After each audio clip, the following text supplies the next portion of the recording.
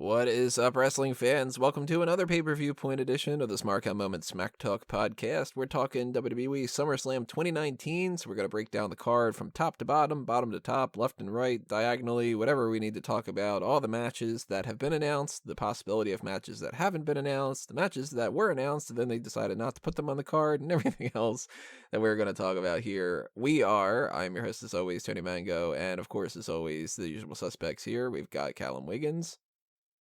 Yay. And Robert D. Valise. Hooray! Woo! Biggest party of the summer. You guys invited? I think so. Yeah, it's called the G1 Climax final. Yeah, I'm invited, but it's like a work thing, so I think I have to dress up nicely. It's weird. I wish that I could leave it a little early. It's a couple matches that I might not necessarily want to do. It depends on how good the food is, Some parties have some really good food. Yeah. Do you have to bring anything to this? Like, can you just get away with the potato salad, or do you have to like really go all out? Well, no, all out's not until later. Solo cups. Well, we have so many things to talk about because this started out as like a 17 match card. They took a couple matches out of the mix, and that's kind of where I wanted to start. Was we had some matches that were somewhat tentatively announced, and then they pulled them. One of them being Aleister Black against Sami Zayn. That one, they just said, now we're going to do it on SmackDown. I had gone into this expecting it to be a one-move match. I thought that Zayn was going to talk a lot of trash, get a black mass, and that would have been it. You guys feel like this is missing off the card, or was this a good idea? Because I'm perfectly fine with it not being on the card. Yeah, I think it's fine. It could. I'm not saying it would have been out of place on this, but at the end of the day, less matches is probably for the better. That's about it, really. I'm kind of sad that it's not on the pay-per-view, just because I think Aleister Black could have really used the pay-per-view exposure, but I think they decided that another match is going to be one move and done, so we can't have that twice. So let's have them on SmackDown and have them be an actual match. I kind of feel weird about this, like this idea of pay-per-view exposure. I mean, let's put it this way: more people are going to watch that match between Sami Zayn and Aleister Black than are going to watch the entirety of SummerSlam. Yeah, but it's just that feel of like, if you are good enough to be on the pay-per-view, you mean more. And that's kind of what like sucks about something like the Intercontinental Championship, because that's something that does not seem like it's going to be added onto the card.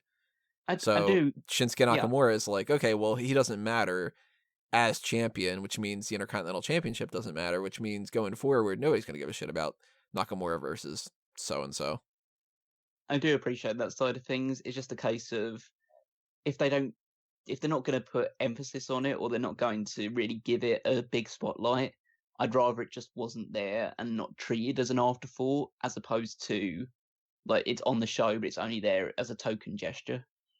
If you deserve to be on the card, or your feud has built up enough steam that it deserves to be on the card, it will be there.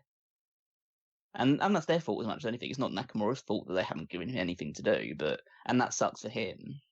But at the end of the day, if they're just going to throw it together because they've got nothing else to do and because they feel like they have to put the Intercontinental Championship on SummerSlam, then I'd rather it just wasn't there and they devoted a big match to it on SmackDown instead. I mean, we talked about this a lot with the women's tag team titles. Rob and I already broke down our thoughts on the hot tags, but that was another match that they were potentially going to put on the card. It was going to be the Fatal 4-Way that we saw on Raw. And then that opens up the discussion about, well, they're putting the titles on Bliss and Cross because they actually want to do something with Bliss and Cross, and then that's why they're the champions now, as opposed to the champions have nothing to do. And I kind of want to get your thoughts on that, Callum. Do you think that that's that kind of a situation? And if so, do you think that that means that somebody like a Shinsuke Nakamura as Intercontinental Champion should just not be Intercontinental Champion, and it should be like Kevin Owens right now should be the Intercontinental Champion or something? I think for the champions, it should be a case of you're putting it on someone who you're going to utilize. I don't think it should just be a title or any sort of prop that you use to try and elevate someone who you haven't been doing anything with. I think with Nakamura, it was just a case of Finn has to drop the title because he's going to be going away soon, and they want to do the feud with Bray Wyatt over it, and they don't want Wyatt to be champion because of essentially that doesn't really fit his character at this point in time. But so Nakamura just seemed like a ready-made replacement because of his experience, and he could elevate another guy if we want to put it onto a babyface down the road. But I would rather they did something with it which is a bit more like fits into the narrative of what's going on at this point. At the moment, the Intercontinental title feels like an afterthought to an extent, and also just a case of it's just there when we need it to be. So we'd just put it on this guy as a substitute. He's on the bench. We'll bring him out when we need him to drop the title to someone who we actually care about. I kind of feel like they should just give it to Rey Mysterio, and then he should feud with Andrade.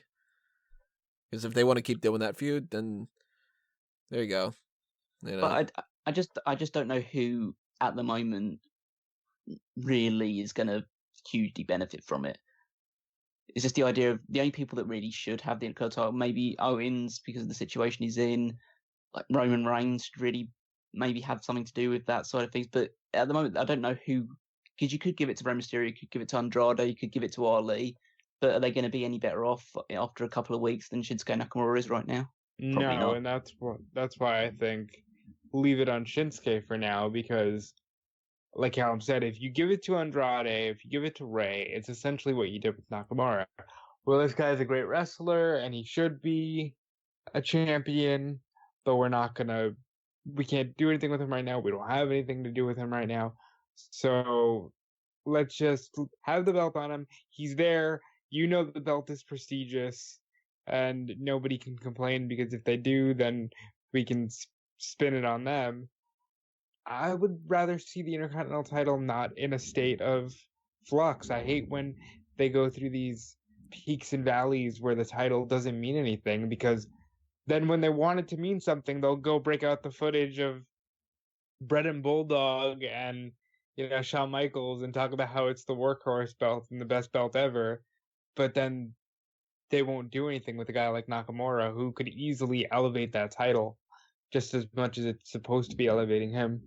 It's just a matter of what we've seen 1,000 times, that if they put that belt on somebody who they don't care about, then they just don't care about that belt. And Nakamura, they proved a long time ago with that United States title reign situation, you put a belt on him, he just disappeared. And they're doing that again. And the same thing's happening with the Raw and the SmackDown Tag Team Championships and stuff. And the reason why the United States title isn't falling by the wayside right now is because it's on AJ Styles. And they figured, you know what? We care about the OC.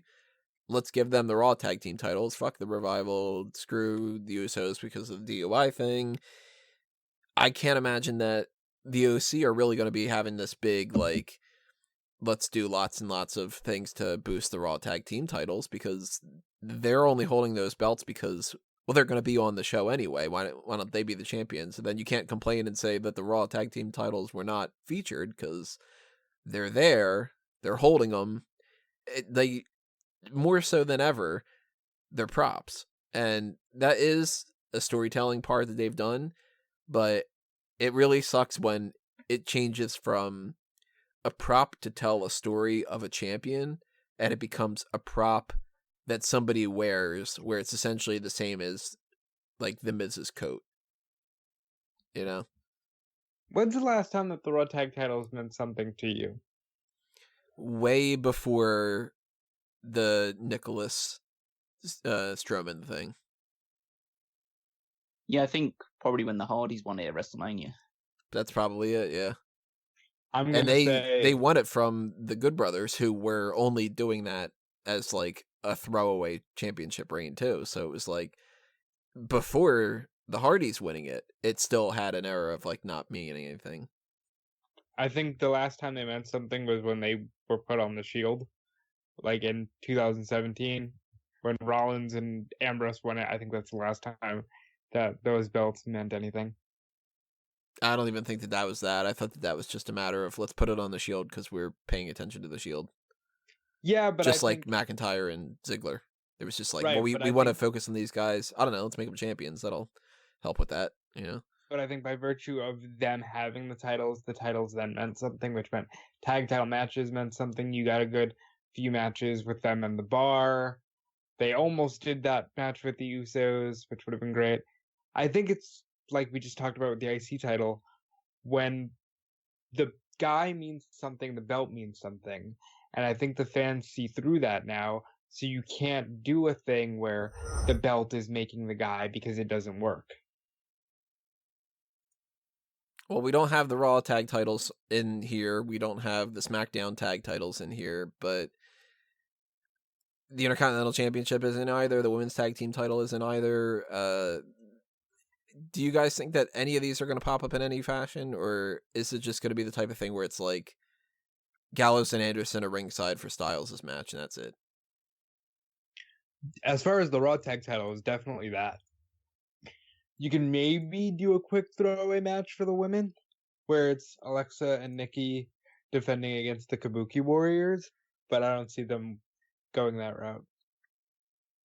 No, I don't think either tag titles will be defended. Personally, I just think you put the Good Brothers behind AJ Styles. I don't think you have Big E and Xavier Woods come out with Kofi Kingston, because he's not really that kind of champion. But I just don't think that there's much point. The only thing that you could potentially see is them having a match, and I don't think it would be a title unification match. I think it would just be a champion versus champion match. And I'm assuming that just happens at Survivor Series. Potentially, yeah. But if it happens here, it would be on the pre-show anyway. Yeah. I kind of just don't expect any of these being title matches that they add or anything. I think that the reason why they moved that Fatal 4-Way and that Sami Zayn match is because they realized that they didn't have enough time. So I can't imagine any more matches being added onto there. That's just too hard for me to assume. But that's a shame for the people that should have been a part of it, and some other people that I guess might not be a part of it now is the whole Roman Reigns thing. They had done this whole setup, and the way that WWE has been booking lately, it's all over the place crazy. It's people have multiple feuds going on. Those storylines are dropped here and there. It's really hard to keep track of, even if you're a writer, apparently. And they set up this idea of this random Samoa Joe and Roman Reigns thing, because Samoa Joe went from one feud to another one to another one. It was the Rey Mysterio one to Ricochet to Kofi Kingston to Roman Reigns, and now he's not even a part of it because he's not the one that was attacking him. It's Daniel Bryan and Rowan, which also involves Buddy Murphy. And we've been seeing lots of different things put out there on social media and dirt sheets and stuff of, this is going to be Roman Reigns versus Daniel Bryan. It's going to be Roman Reigns versus Rowan. It's going to be Roman Reigns versus Buddy Murphy. It's going to be Roman Reigns and Samoa Joe against Rowan and Bryan. I don't think a match is happening. I think that they waited until the last minute and ran out of time. And I can't imagine them just, well, I can. It's illogical. Yeah. It's illogical and stupid, and it shouldn't happen for them to just have Kathy Kelly put up a thing on WWE Now on YouTube on Friday afternoon and say, added to the card is going to be Roman Reigns versus Daniel Bryan. They could do it, but it's stupid. I think more we're going to have a backstage segment, and this is just going to be some kind of a fight. Somebody tries to attack Roman. Maybe they end up doing like Rowan and Bryan are backstage and they jump Roman Reigns and Samoa Joe helps him out or something. Now, go ahead, Cal. I think it was going to be. I think it's going to be a segment rather than a match. I think it's going to be an in-ring thing or on the stage. Bryan comes out with a microphone and then initially talks about the idea that he didn't do it, but then reveals that he did do it when he's got Rowan with him, and then he's like smiling and says and explains the reasons why he just wanted to take out Roman Reigns. Reigns comes out, tries to get to Bryan. Rowan gets in his way, and so Rowan and Roman have a brawl. and it ends with Roman standing on top after putting him through a table or something, and Bryan gets away, and then that builds a feud leading forward to whatever the next show is. Yeah, something like that.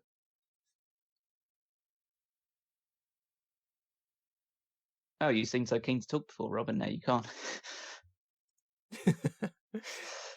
God, he's been stupefied. You're stunned into silence by the idea that I presented. But I think this whole feud, at the end of the day, it's going to lead to matches between Daniel Bryan and Roman Reigns, which is a good thing. It's what we were talking about, the thing on the NXT thing. Maybe if the build is a bit all over the place, it can still lead to a good result. So I'm going to turn my nose up on a Roman Reigns against Daniel Bryan feud. But the way that is, yeah, but but the way they've done it is a bit.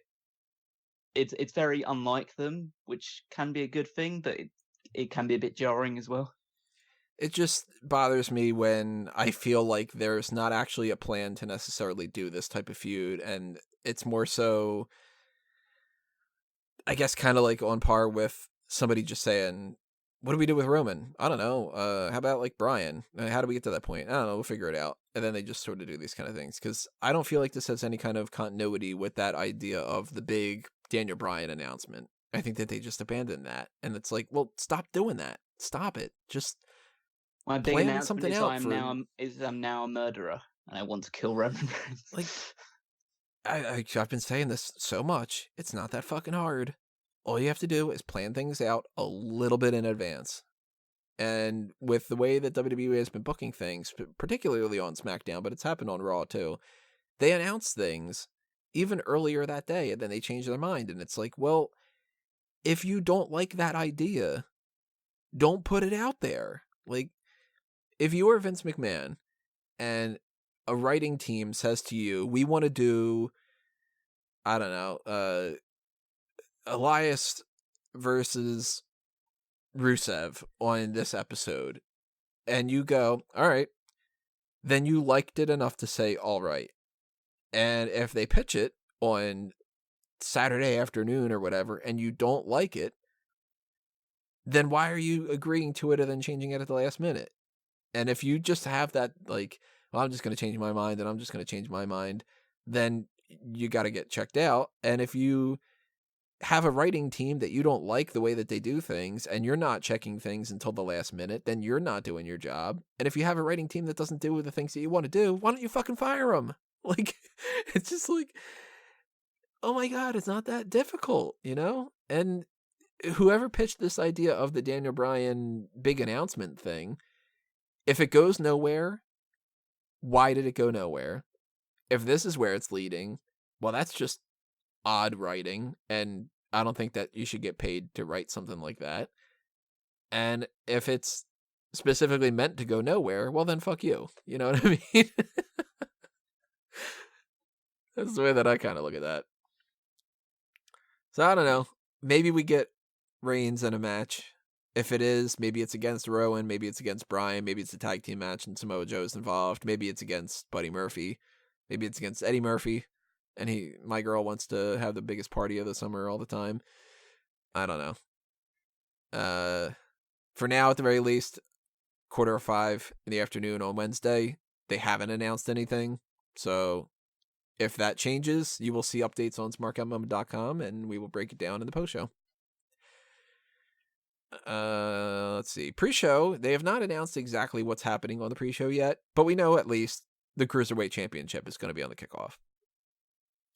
Yeah. And that it's going to be Drew Gulak against Oney Lorcan, because if you've been paying attention to 205 Live over the past month, all that talk about Humberto Carrillo being the next best thing, and he's not even in the match to potentially be the number one contender, it ends up just being Oney Lorcan, and they're like, all right, well, you've got a stare down, that's your big build.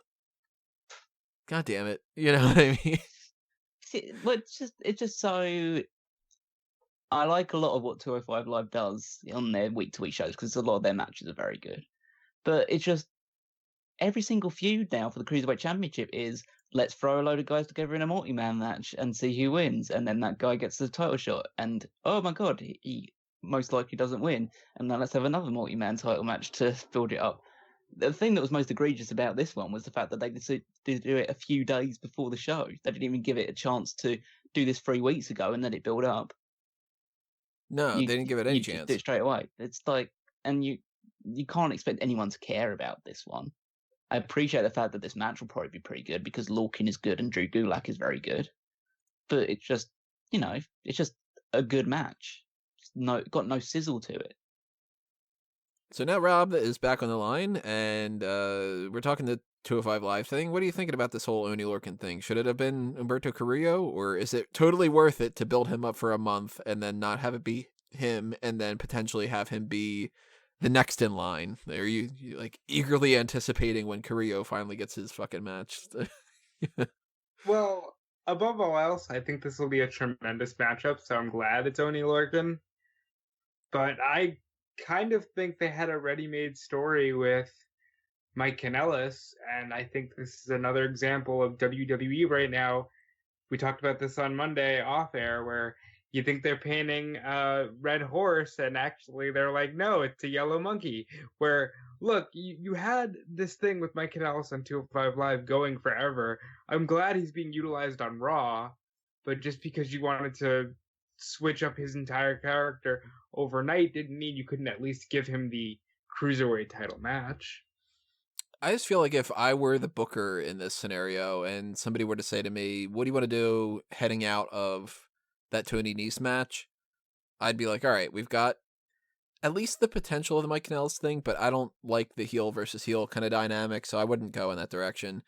But we've got Humberto Carrillo, who I have gone on record of saying I do not see him being anything worth investing in. If you put a mask behind him, he would just be another member of the Lucha House Party. Like, there's nothing behind it. There's Gentleman Jack Gallagher, there's Oney Lorcan, there's Chad Gable. I feel like the direction that I would have gone would have been, we've put in this investment in Carrillo already. Let's just get that out of the way. Have him be the next number one contender, and Drew Gulak beats him. And then we can go into either, depending on which one you want to do at Clash of Champions, which one you want to do at Hell in a Cell, and which one you want to do at Survivor Series. I think that you can do, like, Oney Lorcan is maybe the one that you wait a little bit more on, and you go with Gentleman Jack Gallagher. And you build him up a little bit over the course of this Carrillo thing. Gallagher has a history with Gulak, and by that point, when Gulak beats him, they've been kind of bringing up this idea of Gulak wanting a challenge. Well, Oney Lorcan is somebody who's like, well, I'm a fucking brawler, and I can beat you down, and I can do all this kind of stuff. And then they can make that be a story of, okay, well, Gulak has gone up against this high flyer. He's gone up against this technical wrestler with the submissions with Gallagher. Now he's going to go up against the Boston Bruiser. How is he going to deal with somebody who actually wants to take a fight to him? And do that kind of a thing, and then go into the Chad Gable thing, because I want Gable Gulak for WrestleMania. But I feel like they're just kind of jumping the gun with this Oney Lorcan thing, and they're kind of screwing Oney Lorcan out of it. Like, he deserved to have an actual feud, and their feud is a stare down. That sucks. I don't think they care. No, they don't. That's the thing. I know that's obvious, but I was watching NXT, and I talked to you yesterday. Just move the Cruiserweights to NXT. It just makes so much more sense. And I think as long as 205 Live is its own brand and its own show, you're always going to get this kind of, wow, that match kicked ass. But everything else gets a lukewarm response because people just don't care. It's oversaturated on the WWE side of things. Well, are we all going Gulak? Yeah. Yep. Yeah, he's got to fight Carrillo, so he can't do that with any kind of purpose without that championship. Let's see. Let's move on to a big match here. Charlotte Flair versus Trish Stratus.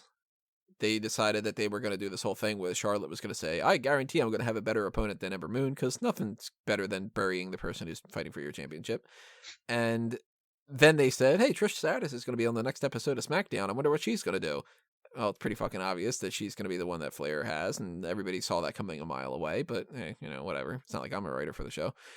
And this is better, I think, than the SmackDown Women's title match. And it's kind of one of those marquee matches that I'm of two opinions about.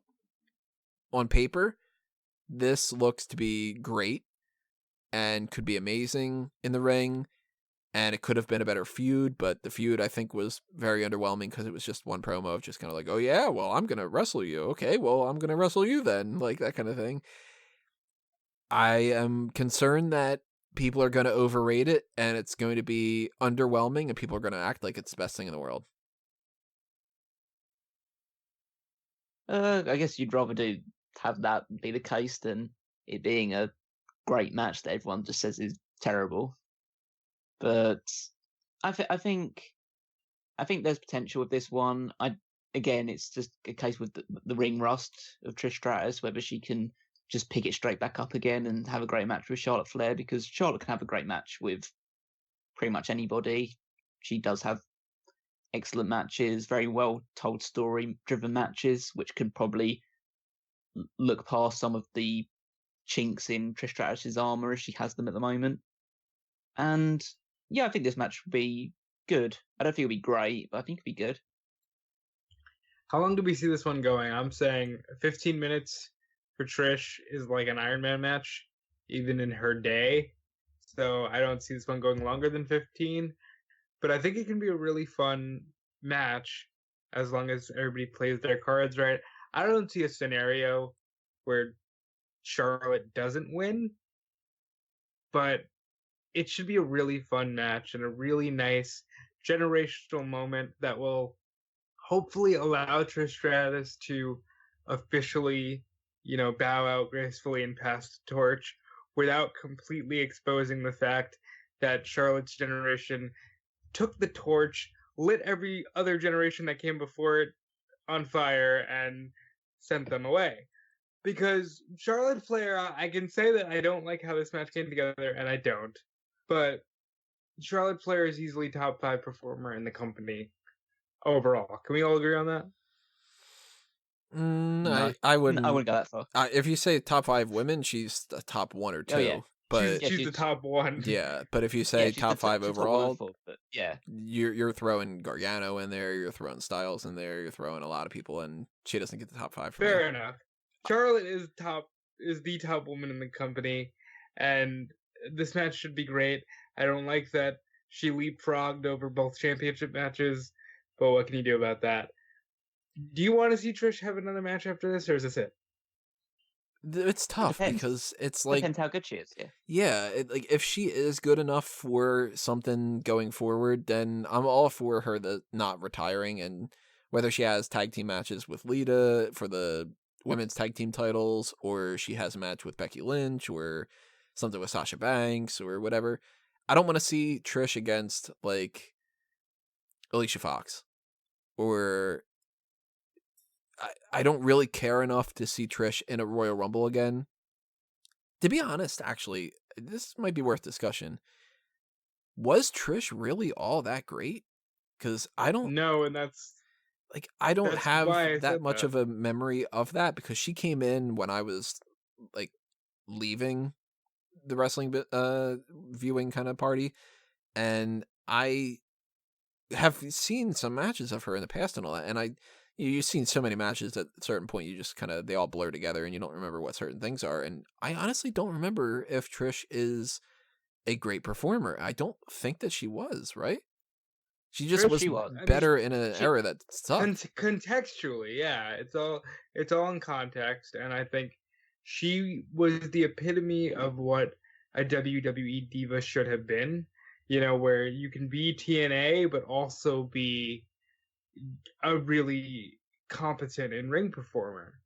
That's why I'm very afraid of Charlotte kind of exposing the fact that Trish wasn't ever really a good worker, because, listen, the matches with Lita were good, but again, we're talking about an era that wasn't always the best. Yeah, is it the type of situation where if you look back at somebody from the golden age of wrestling and you're like, this person was amazing, and they would be boring as hell for the current era?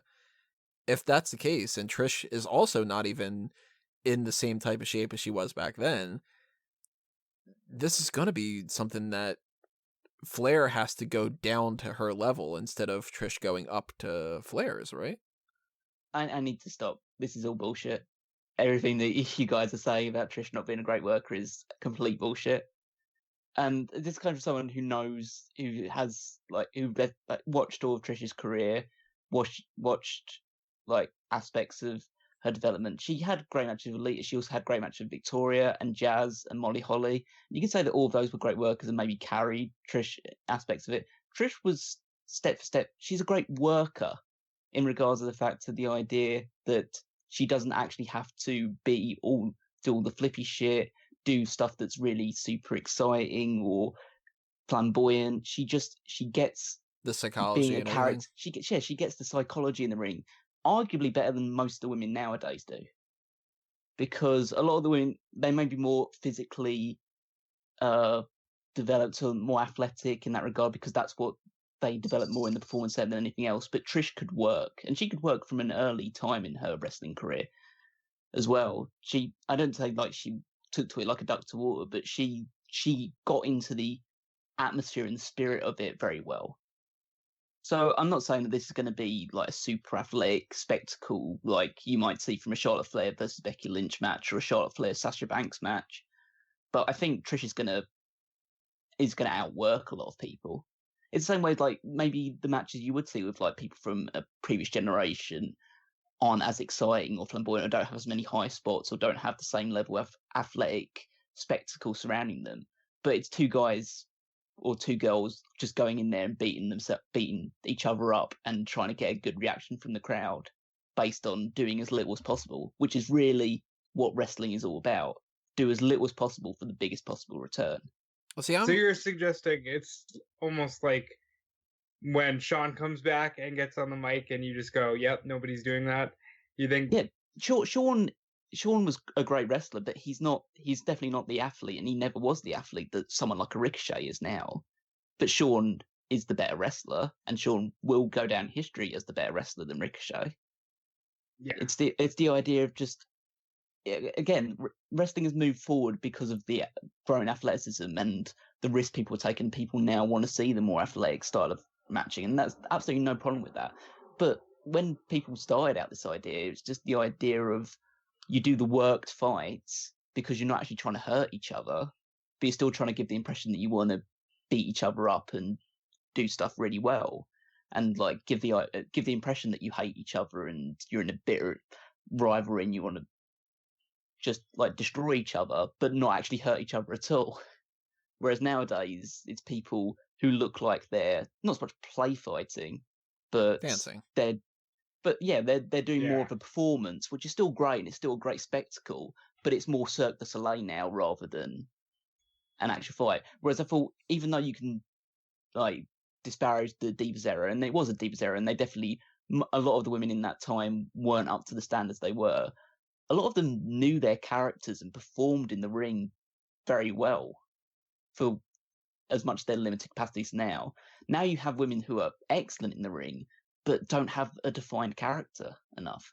See, I'm of two sides of the coin, and I can see the argument for both ways, because I'm the type of person who I can't watch some kind of like George Hackenschmidt versus something match where it's like two lumbering big torso guys where like I'm trying to think of like somebody specific like match that would have been so great back in the day. I can't think of any off the top of my head, but like when you're watching a match that's an older thing and it's like, wow, he hit him with that one fist on the top of his head, and he's gonna very slowly fall down on top of him, and he body slammed him. Whoa! I'm like, oh, I'm fucking bored. But at the same time, if I watch an AEW show, you've checked back on the post shows and everything, and it's just a bunch of people doing a series of flips after a while. I'm like, oh my god, I'm fucking bored. Like, I need that synergy between those two styles. I want that storyline and that psychology, but with the athleticism. And that's why I tend to like NXT a lot, because they end up being like great characters that are telling a good story and they can sell really well in the ring and they're athletic. And I don't remember about Trish's in-ring style, but I'm worried that this is going to be one of those things where those weak drop kicks with the one-legged drop kick kind of thing, and those weak elbows and those weak clotheslines that a lot of the Divas era women used to do are going to look like so stupid when Charlotte Flair is selling for them, because Charlotte is bigger than Trish, and you can tell that she's more athletic than Trish in certain ways right now. So it's like, if she's got the power and the height, and she's quicker, and she's younger, and Trish does like these weak forearms in the corner, I'm going to be hating it, you know? So I know when you got back into wrestling, and I can definitely tell you Trish is leagues ahead of, the Kelly Kellys and the Utoras and that era. And I agree with Callum. I think that she could very well, because of, the psychology she'll bring to the match, end up having the best female match on the card. But I'm concerned that because of the modern style and because of what Trish's legacy has become, that people will form this idea in their head that she will be able to present a Becky Lynch style matchup, and if she doesn't, that people will, turn on her, and I don't want to see that either. Or no matter what, it's just going to be the best thing ever because they don't want to crap on the match. I don't think it'll go that far in the sense that I think they'll be respectful in the sense that Trish is not going to wrestle like she did in her late 20s. The fact is she officially retired in 2006. It's 13 years ago. She's only 42. She retired before she was 30. So there's definitely a lot she could have done going forward, but obviously had trouble with her back injuries and stuff along those lines. Decided to call it and have a successful career outside of the wrestling business. But I think there's this idea due to the era that Trish was in that she can't hold a candle to a lot of the people nowadays. Whereas from what I've seen of Trish, and I've seen plenty of her matches, I think she would fit right in the current era of interesting if she was starting out now. Yeah, she'd be Alexa Bliss. No, she would. She'd be leagues ahead of Alexa Bliss. I just don't. She's better than Alexa Bliss now. See, I just don't know enough because I haven't seen enough of them, of her matches and stuff. And to me, like, my context of a lot of that is like, all right, Lita's got a moonsault, and Trish fights Lita. Like that. That's kind of how that boils down in my brain. Well, because I always go back to the hardcore match she had with Victoria, the hardcore match she had with Jazz, the triple threat match she had at WrestleMania 19, the match she had with Mickie James at WrestleMania 22. She's had great standout match. Yeah, she's had great standout matches in her career. Like, I remember those matches more vividly than a lot of the stuff we've had in the women's Revolution era. If you watch one match, Tony, I'm going to suggest you watch the Mickie James WrestleMania match, and it'll be good. And we haven't even touched on this. It's bullshit that they built this in 8 days, right? That's the bullshit side of things. Yeah, that's the most contrived aspect of it is Charlotte says that she's going to have a bigger opponent for WrestleMania. For some reason Trish Stratus is going to be doing an interview on episode of SmackDown, whereas they could have just said, Trish could have responded to what Charlotte was saying and then said she's coming down SmackDown. Whereas, just conveniently, Trish Stratus is coming to an episode of SmackDown, like, completely at the opposite end of the country of where she lives. Well, I think an even easier way to do this is Ember Moon beats Charlotte. Charlotte does an interview afterward, and she goes, "This is fucking ridiculous. I'm the queen. This is absolutely insane. I deserve to get a spotlight. I'm not going to stand for this." And that's the end of it. She doesn't say, "I guarantee I will have a really great," like, none of that. And then the next week, Trish pops up, and then Charlotte interrupts, and she goes, No. This is not about people like you. This should be about me. I want to fight. I want to fight you, if that's the case, whatever. That's even an easier way to do it. Then you don't even have to change anything other than not have Flair say, "I guarantee I will have a big opponent, and you should find out next week who it is." And it's the person who's coming and returning him. Like, it's like, that's just, you're shooting your shot before you should. I just think even with the supposed limitations that Trish might have, this is the women's match on the card I'm most looking forward to watching. There's a lot of potential behind it, but I'm also kind of intimidated that it's going to end up not being all that great. This is also going to heavily depend on where on the card they put this, because if they put this on right after like a stinker, then and the crowd is dead, then it's going to suffer a little bit. But if this opens the show, which I think maybe it should, then the crowd will be all for this. Who do you guys think should win, and who do you think will win? Because I think both the answers to that is Flair. I'm going to say Flair should win and will win. I think Charlotte Flair will win. If there is an Evolution 2 and they want to, and Trish is coming back on a part-time schedule up until that point in time, I think Trish should win. So let's move to another returning superstar, is Goldberg. He's having a match with Dolph Ziggler because they built up this whole thing about Dolph Ziggler randomly has an issue with The Miz. He also randomly has an issue with Shawn Michaels, which clearly means that Goldberg is wrestling him. Sure. This is very much like, let's undo the stink of the Undertaker and Goldberg match, the way that they did with the Undertaker and Roman Reigns teaming up against McIntyre and Shane. Ziggler is somebody who can sell extremely well for Goldberg, get tossed around the ring like a rag doll, definitely lose. I mean, we're all going Goldberg here, right? That's obviously not like the crazy thing.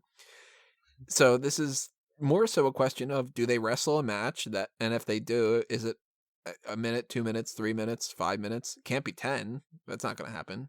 Or is it a spear and a jackhammer? It should be a spear and a jackhammer. I want to see Ziggler try to get some offense, because I have this vivid image in my mind of him going for like a corner stinger splash and just getting bent in half on a spear, and that's what I'm hoping for. The only offense I potentially want Ziggler to do is to super kick Goldberg and Goldberg not even to go down. And then he spears, jackhammers him and destroys it. And it's not just the anti-Dolph Ziggler thing. What Goldberg is a squash match. It's an entertaining squash match. And that's been his MO pretty much his entire career. And that's what people love about him. So why would you give them anything different? I kind of want something different. Well, you do, but that's not what the populace at large want. That's not what Goldberg at WCW was. Right. And then when they tried to change the Goldberg at WCW into the guy that does long matches, his steam went down. What's difficult about this is the card is so packed as it is that between Goldberg being the type of person who's like a 2-move type guy, and the fact that Ziggler could definitely lose, and if he gets humbled, then that just goes with the story, and if you want to try to make it quick, then that makes a lot more room on the card. It all seems to be pointing towards the idea of a quick squash. But I kind of feel like if they do that, then it still doesn't wash the stink out of my mouth from that match, or my eyes, or whatever. I don't know what part of my body that's supposed to be coming from.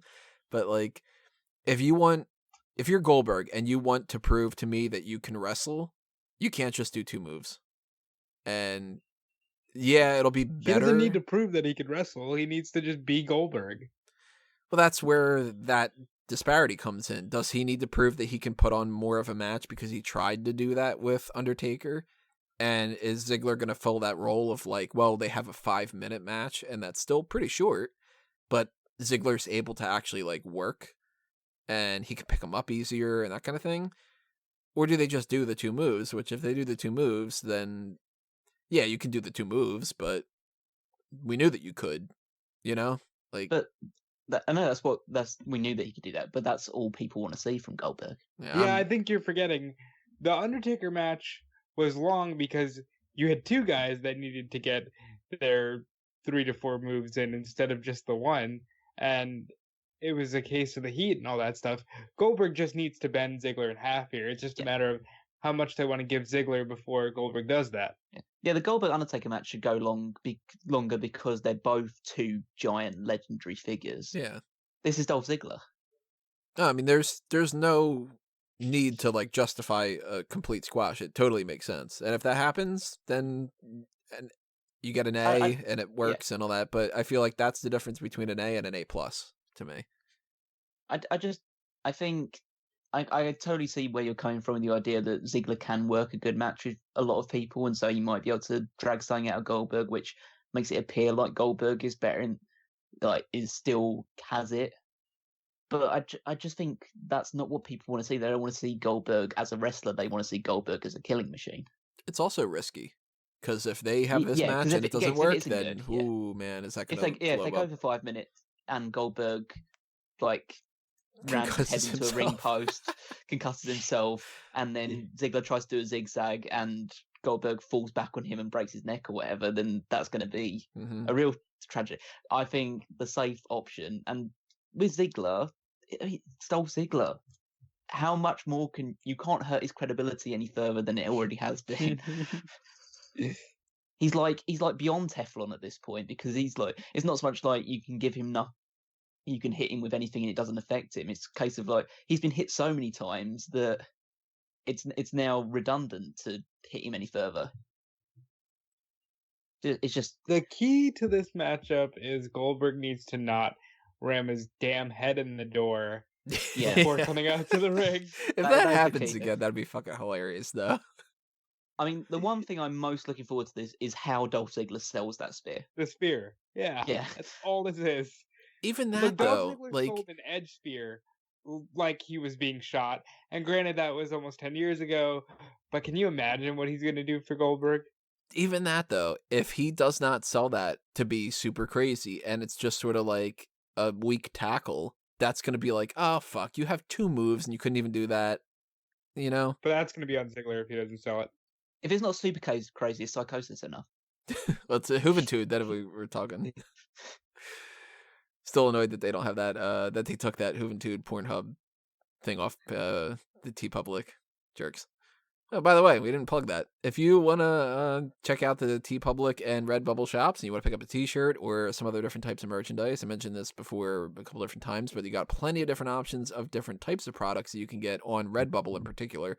But Redbubble and TeePublic is where you'll find the Fanboys Anonymous, Smark Out Moment, and A Mango Tees, different merchandise designs. So check that out. Check out the Blow design, which is a parody of the Glow show. And that is a way to help keep the lights on here. Very quickly, might as well knock this out while we're talking about it.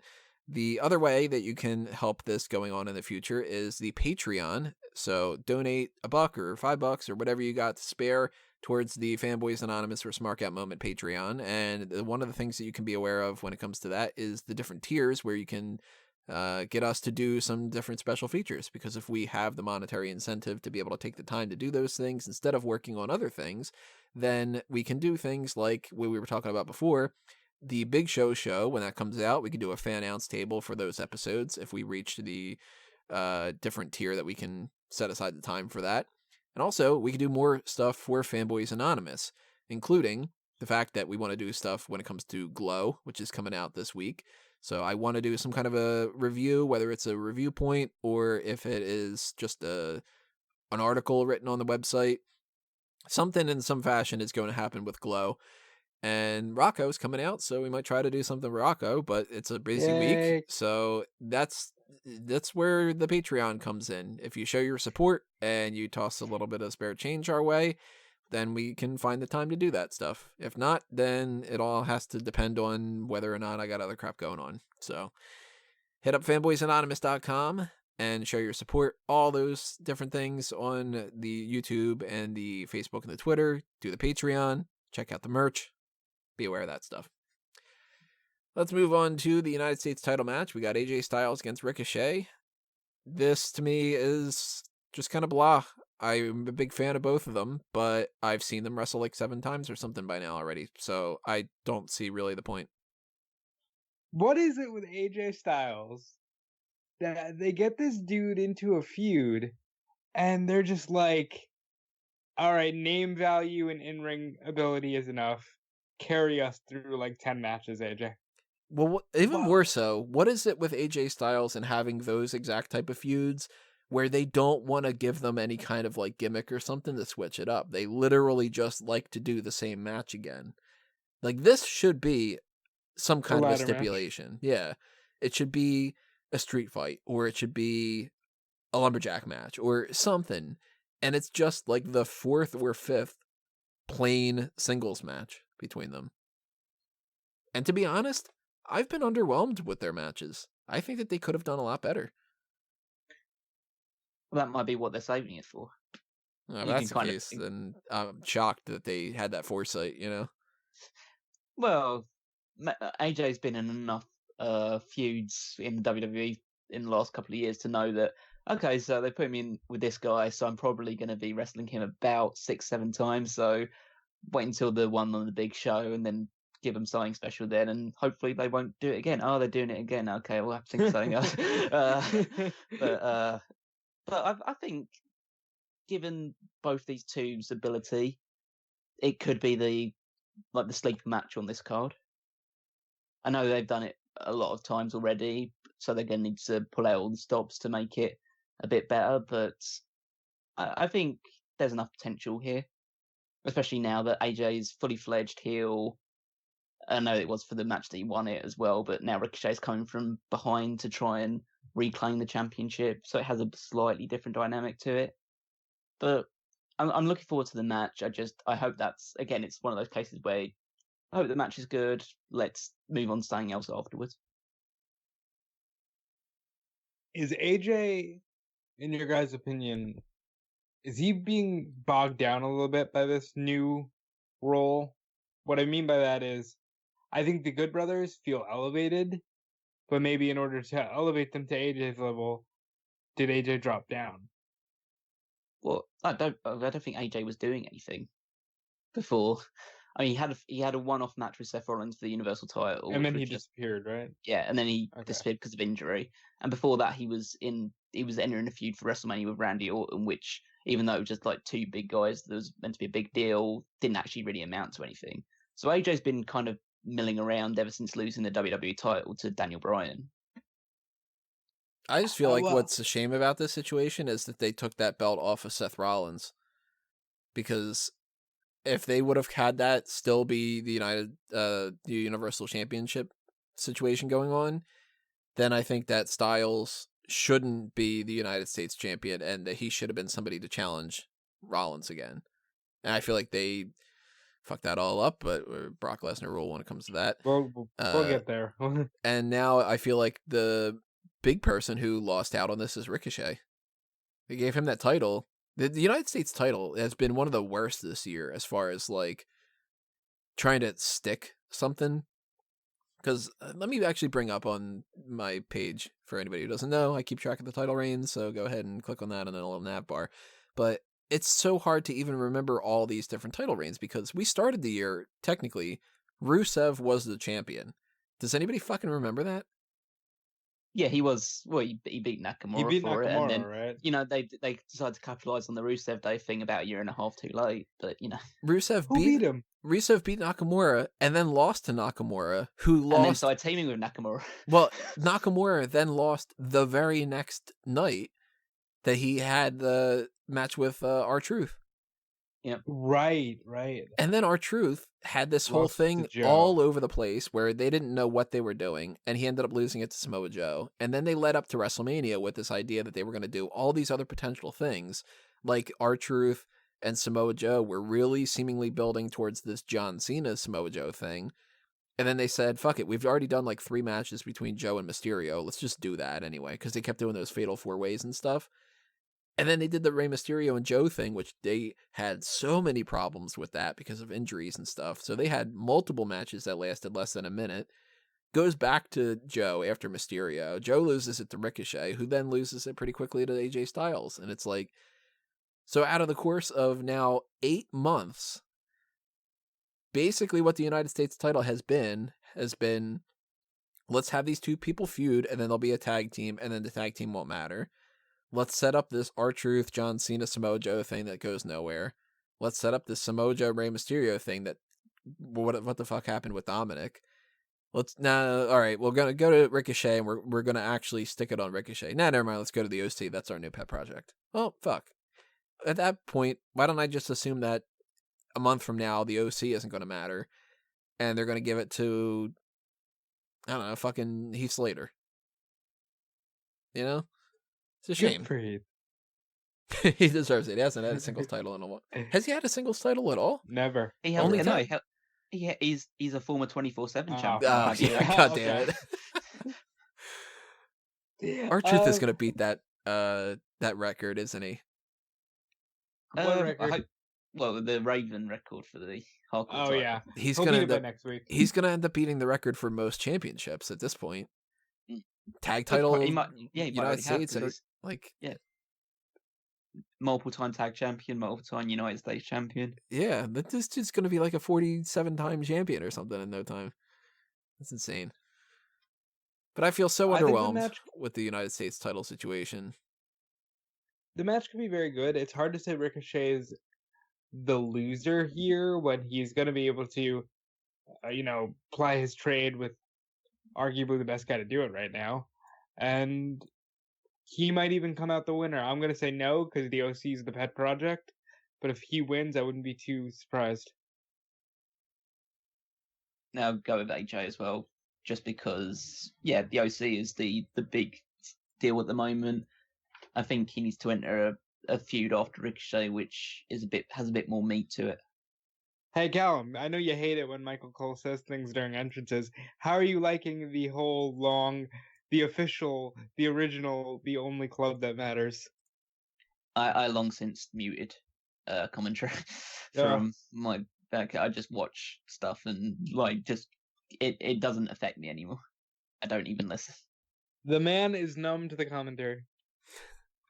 It's a shame that there's no function on the network where you can not have the commentary feed. Sean Ross Sapp has been saying that he wants that as that's the big thing that he wants for the WWE Network, is just an opportunity to not listen to commentary.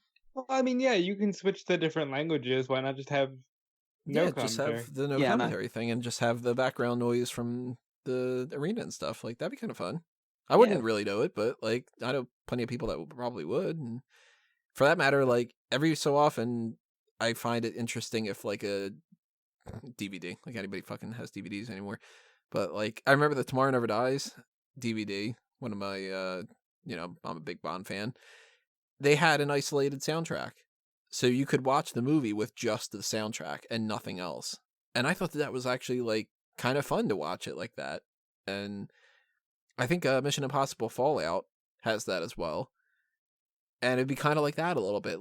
You just isolate the commentary team and you can just watch the match and fuck it. You could do your own goddamn commentary at that point. You can sit around with your friends and be talking about whatever and not have to listen to it's boss time. Oh my and stuff like that.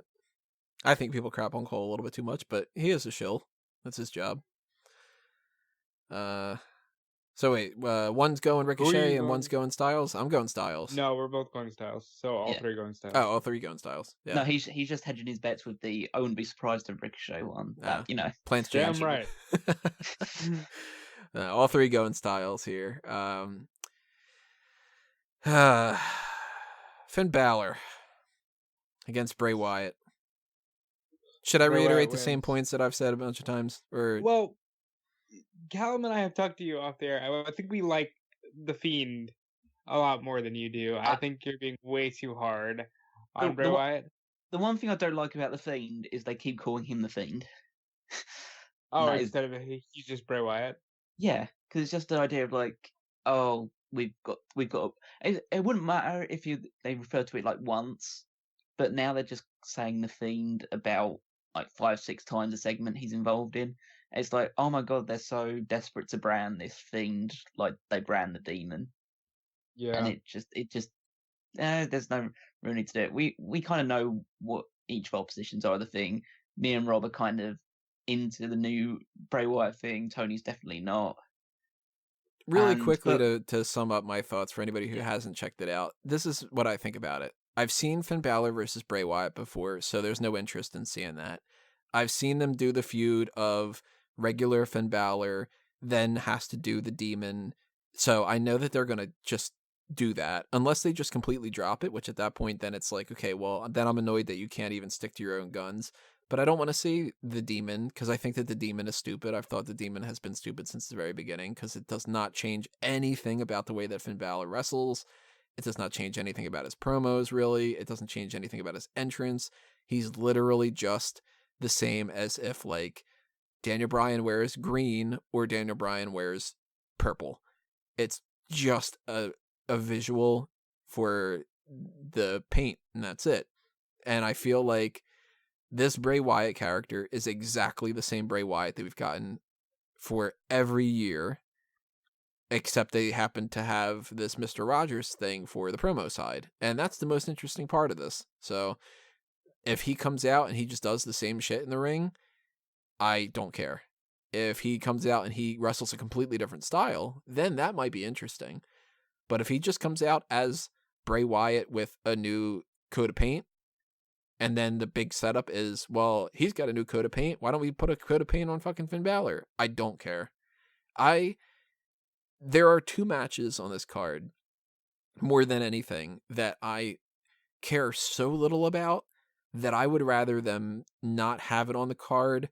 And legitimately, I put this up on the one thing. I would rather you take an hour of the time that you would give with this and with the Brock Lesnar and Seth Rollins match. And I'll even lump into, if you want to make it a full hour, I'll lump in the Kevin Owens and Shane McMahon. I'll lump in a couple other things that I just don't care about. I would rather sit there and watch Shelton Benjamin not answer questions on an interview. That's how little I care about this Bray Wyatt thing. And it sucks because the Bray Wyatt Mr. Rogers thing is so fucking interesting. And they just don't do anything with it. Here's how you completely change my mind about this. The Fiend doesn't come out. It's the sweater one. Then I'm like, okay, you got my interest.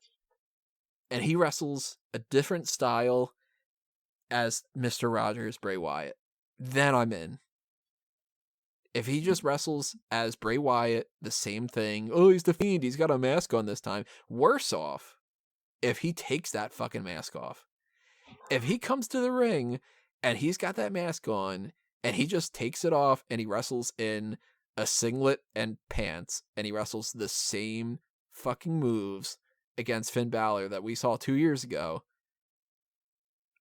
I already will say I'm not going to bother talking about it on the post show. I think he's going to wrestle with the lights down. I think he's going to be extremely aggressive. And I think he wins when Finn Balor passes out to the Mandible Claw. Yeah, I mean, I'm not expecting major divergences from his previous work, but I think there will be an added layer of aggression, more just a beat the guy down, force him to pass out, force him to just beat him into submission as opposed to just hit Sister Abigail and pin him. I'm sure we'll see Sister Abigail because we've seen it already. But maybe I'm just buying into the idea that they're actually doing something different with Bray Wyatt, and I'm okay with the usage of the Mr. Rogers side of his character right now, and the idea that that's kind of his character that's trying to contain the demon, and every time he says "let me in" is just the demon trying to take him over. Not the demon, the Fiend. I'm not even getting their branding right. Fuck their branding. It's his inner demon. The Fiendman. But the idea is it's also a thing outside of the Goldberg Dolph Ziggler match. This is the easiest one to predict because Finn Balor's going away after this. So, and we all agree that what killed Finn Balor was that propensity for we have to brand the demon separately, and when they made the demon like, oh, it's a separate version of Finn Balor instead of just having it be, okay, it's a big match, he's gonna wear war paint. Like he was doing in NXT, I think that really hurt it. I just never liked it to begin with. Yeah, I always hated the idea that it was just like the war paint on for a big match because it's just the idea of, oh, he never loses when he's in paint. Well, why doesn't he wear paint all the time? It's just like, oh, well, it takes a while to put the paint on, and then it just like, well, okay, that's just so there's no point of having a character associated with it then. So well, but again, I think it's like because you've seen his New Japan stuff. He used to do it like Rey Mysterio at WrestleMania, where it's like, oh, he's the Joker, he's Venom, but they branded it with like, okay, this is the only paint you can wear, and you're the demon character, instead of just letting him paint himself up like Venom. But that also is just an aesthetic just visual for 2 seconds too. Yeah, but Because when he Rey accepted Mysterio it. dressed up as the Joker, he didn't wrestle a different style, and that's why I think people go crazy over this Demon Balor thing. And I'm like, it's not anything different. It's like when Bayley decides that she wants to wear tassels or not, you know. Except he has tassels on his head.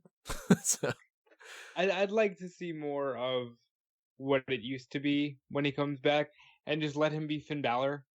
Like you guys say, stop making the demon seem like it's this big deal, and just let him, paint himself up as pop culture figures.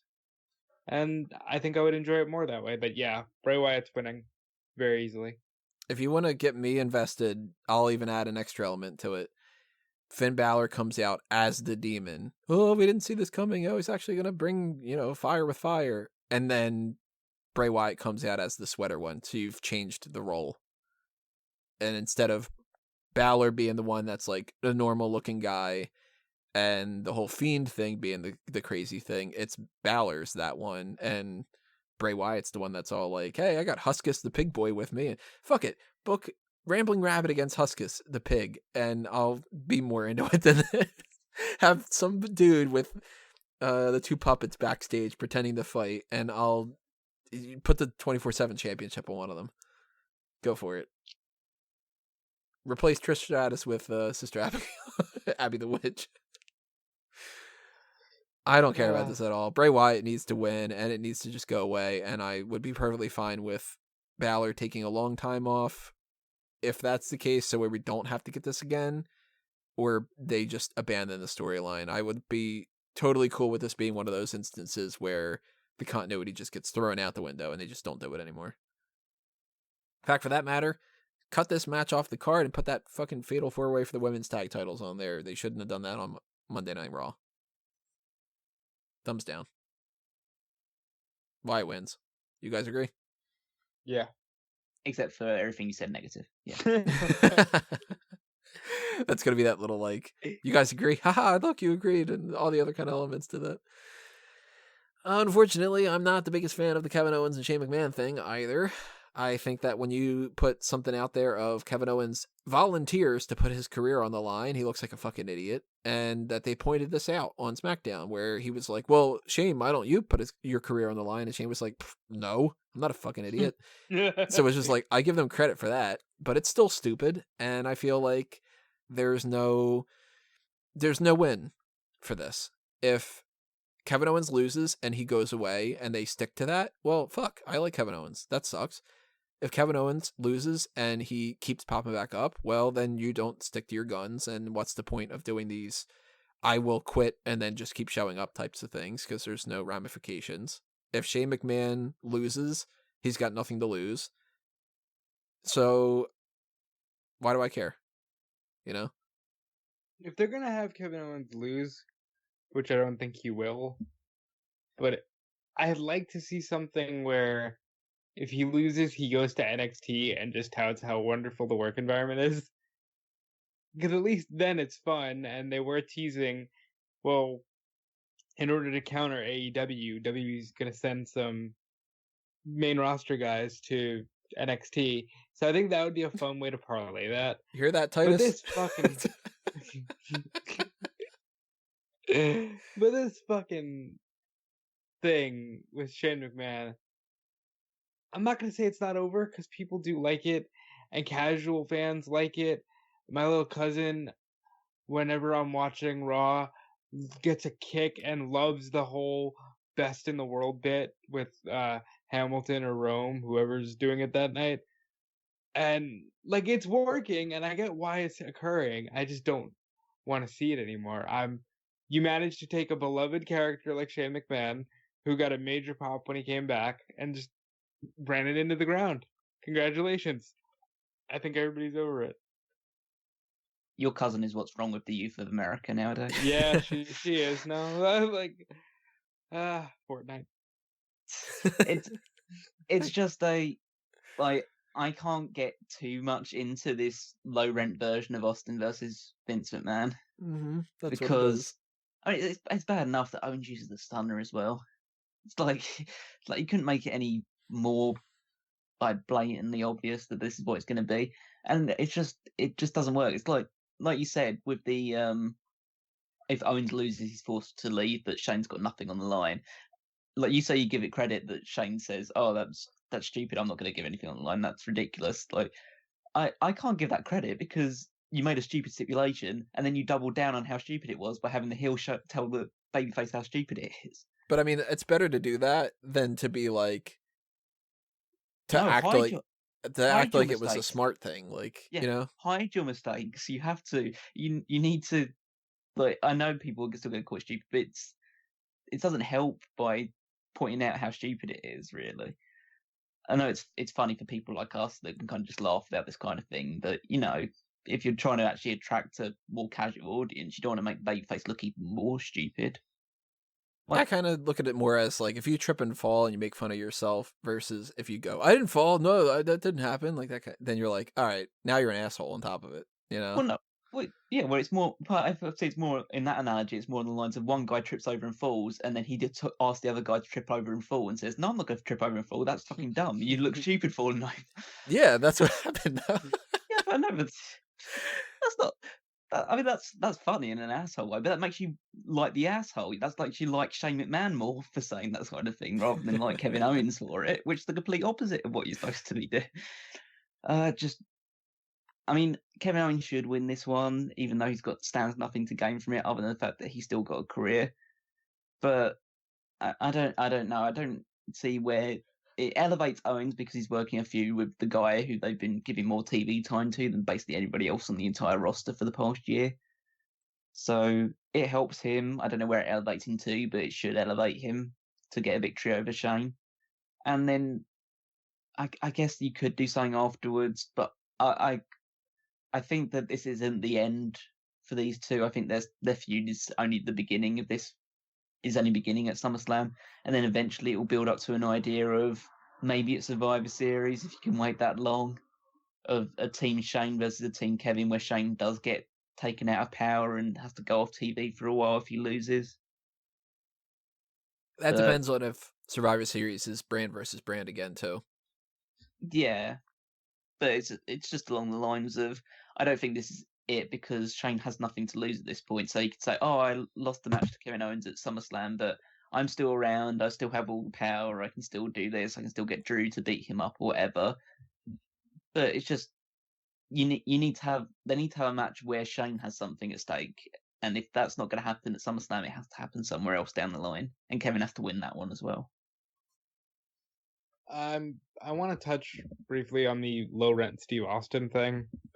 I know we're so used to everybody just doing every move and nobody's original, and 20 people do the super kick every night. But Owens doing the stunner and then jumping directly into a feud with the McMahons is a brutal attempt to try to make it seem like he's a cool rebel Stone Cold, and I just don't like it. You know what it is? It's indicative of the same thing that we were seeing all over pop culture, where it's really disappointing. It's a reboot.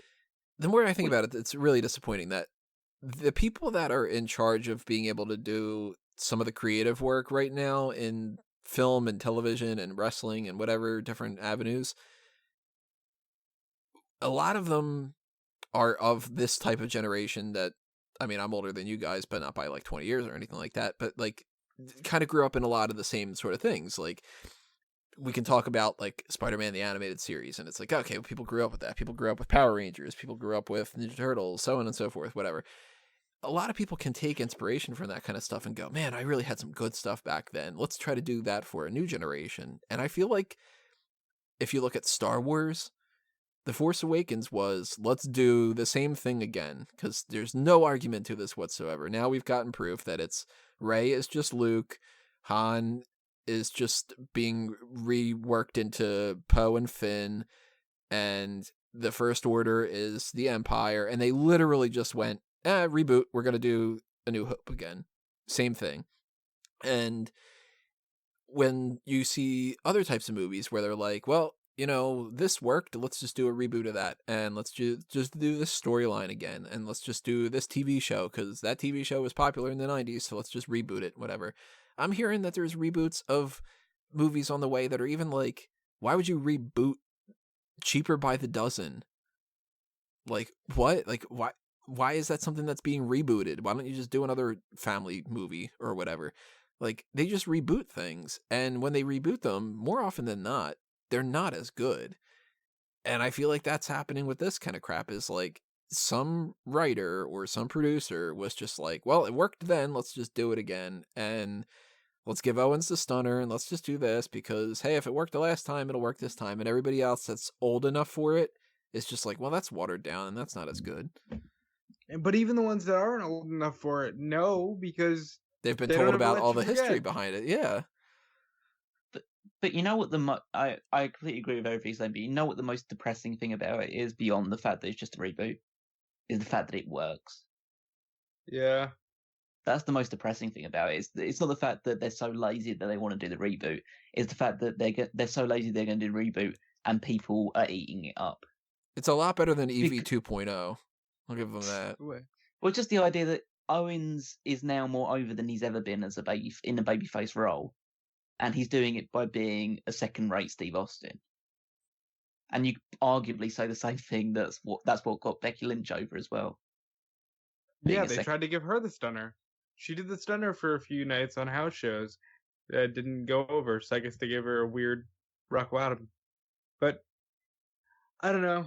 I agree with you guys 100%. It really is just 2019 reboot culture, and I hate it. I'm going Owens.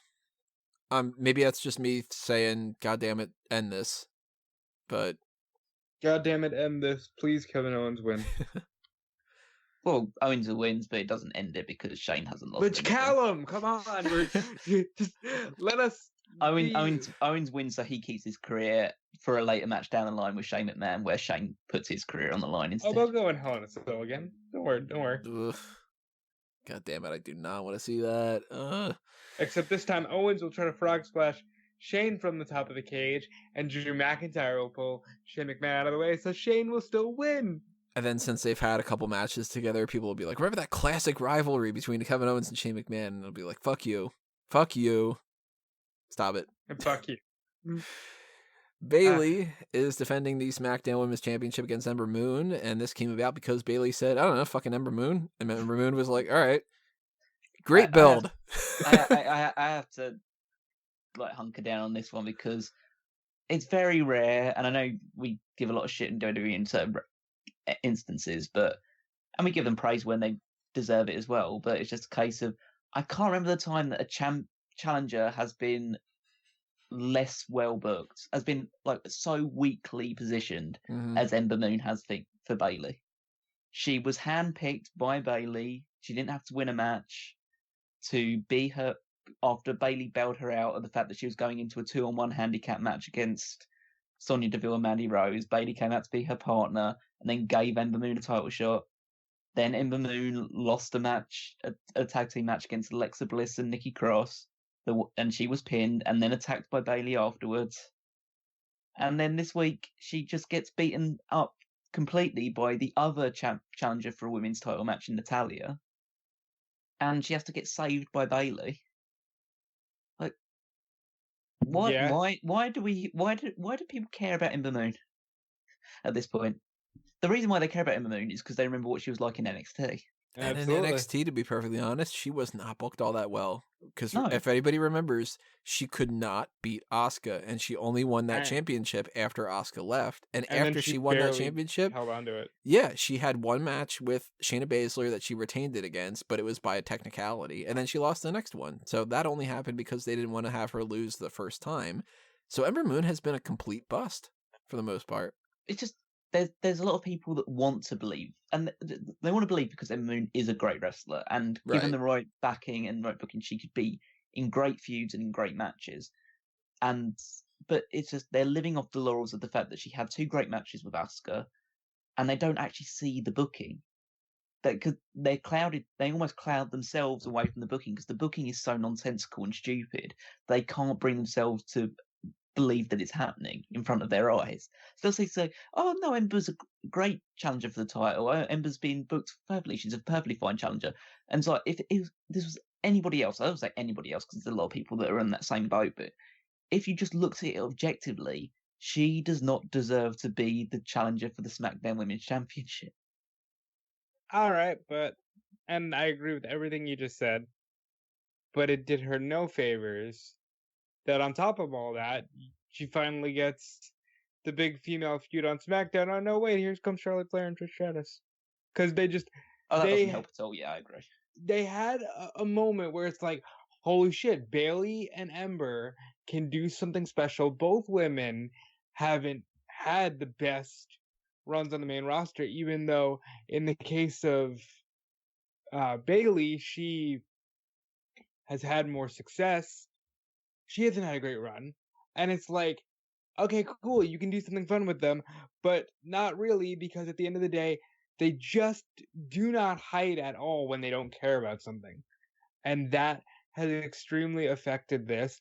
And the only thing I can hope and pray for is that, fuck it, both women go out there and tear the house down, because they both have it in them. And that's what I want to see. That's pretty much all there is to it, really. They're two people that we know can wrestle really good matches, so just go out there and try and have the best match possible to try and... If they're not going to give you the intention or the build that you deserve, then give them a reason to do it. I just worry the fact that there hasn't been a decent build, and because Ember Moon's going in this so cold, that it's just going to be a death slot with no real reaction between two matches that people actually care about.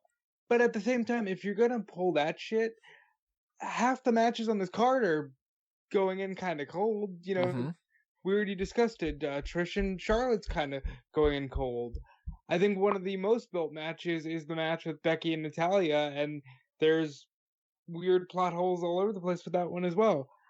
I agree that's a lot like the Trish Stratus and Charlotte Flair match going in cold. Like Goldberg and Dolph Ziggler have only had like 2 segments to build up their one, but it's just the idea of they've got bigger names, so they can get away with going in slightly colder. Whereas it's Bayley, who's a reasonably big deal, and Ember Moon, who could be a bigger deal, but has been not really utilised at all since being on the main roster. They don't have the star power to make up for any the poor booking that's gone into this match. So I think if any match is going to get a real big silent treatment, it's going to be this one. Which is so fucking unfortunate, but let's just get this out of the way. Bayley wins, and as much as I love her, I don't want to even entertain the idea of Sasha Banks. Bayley wins and moves on to a feud with Mandy Rose. I don't know about the Mandy Rose thing. I kind of already sort of assumed that that's not the thing. I think that Bayley's going to end up feuding with Sasha Banks, and they're going to do something afterward. And I don't know why they wouldn't just do that here, but maybe they just figured we'll wait an extra month and throw Ember Moon to the wolves and do that kind of thing. But I'm also thinking that Bayley maybe has a feud with Charlotte Flair after this, and I really don't want to see that. So I don't know. The point being, though, Ember Moon is not winning this title. And if she does win that title, I will be so incredibly shocked. It would be a good shock, though. I'd be happy to see her win the title. More happy than I would to see Bayley retain. I wouldn't be happy to see Bayley retain, but at the same time, I would feel like if Ember Moon won the title, that she'd drop it pretty quickly to Charlotte anyway, and then it would be like kind of a bust. I think Bayley should retain just because if Ember Moon is to win the title at some point, which I hope she does eventually, but she needs to be built up properly for it. If she was to win it now, it would come off as a bit of a damp squib. It's the idea of like, oh, it would be the equivalent of, oh wow, Zack Ryder got a shot at the Intercontinental Championship and Zack Ryder wins it. It's just like, oh wow. So WrestleMania 32. That was a good moment. That was a good moment, but like Ember Moon has to be on the roster for about 8 more years before that happens to get that sort of to get that groundswell of approval.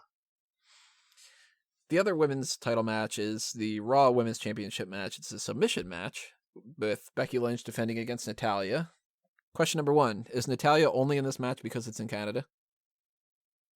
Probably. Maybe I think it's partly due to the fact that it's in Canada and partly due to the fact that she was friends with Ronda Rousey. I don't buy as much into the Ronda Rousey thing. I think if they wanted to do that, then they probably would have had that for SummerSlam. But they could want to do that for Clash of Champions to get more attention on that kind of side of things. But I think it's more so like, well, it's Canada.